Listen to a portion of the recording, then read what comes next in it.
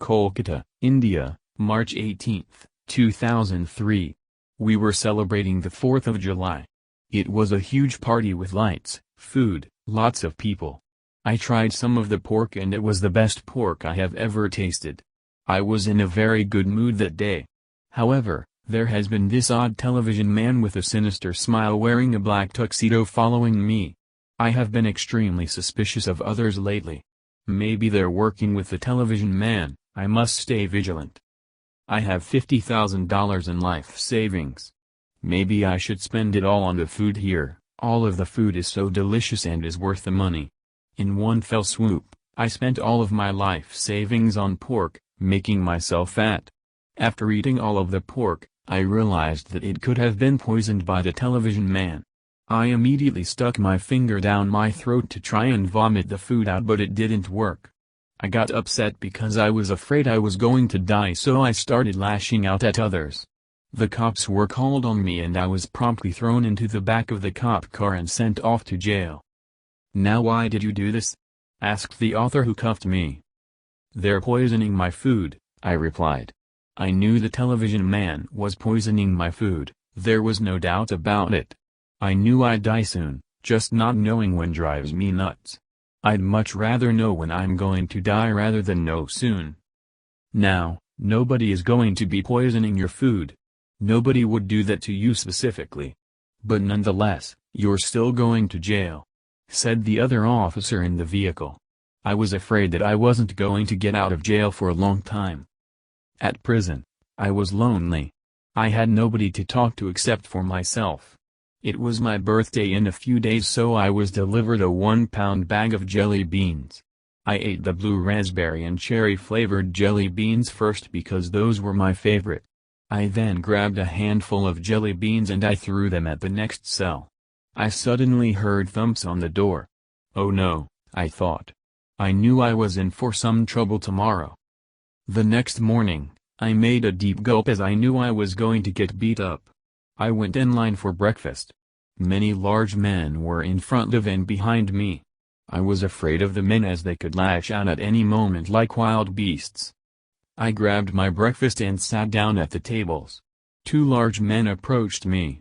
Those must be the men I threw jelly beans at, I thought.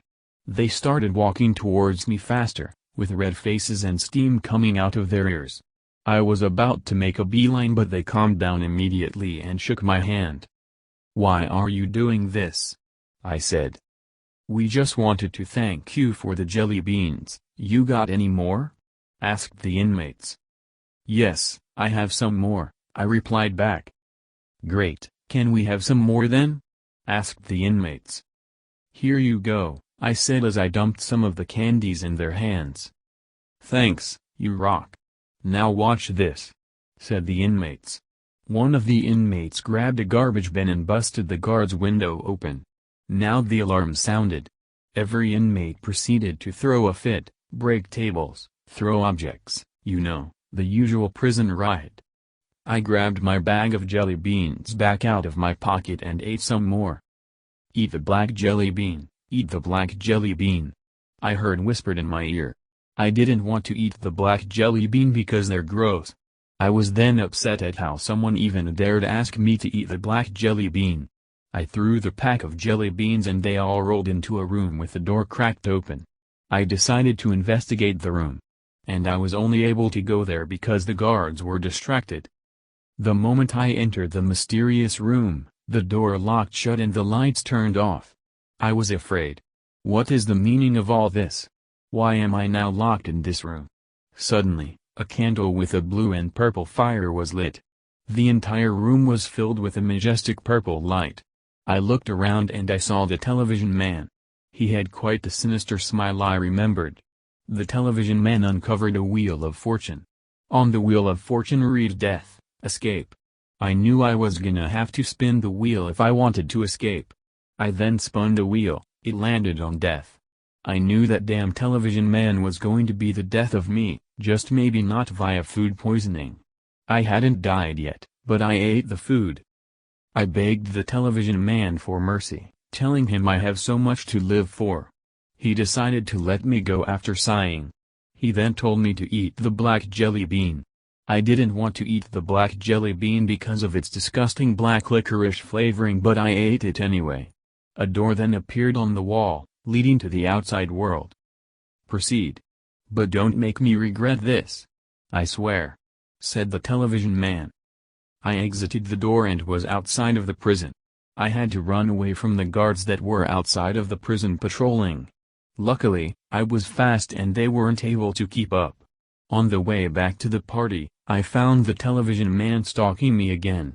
I asked him why he was doing that. To keep an eye on you, that's all. The television man said. I don't know why I needed anyone to keep an eye on me. I'm perfectly innocent except for that incident I had earlier. I kept walking back home after the talk. I was now back at the party. It was over. I had to clean up the entire mess since nobody had picked it up. What idiots and slobs, I thought.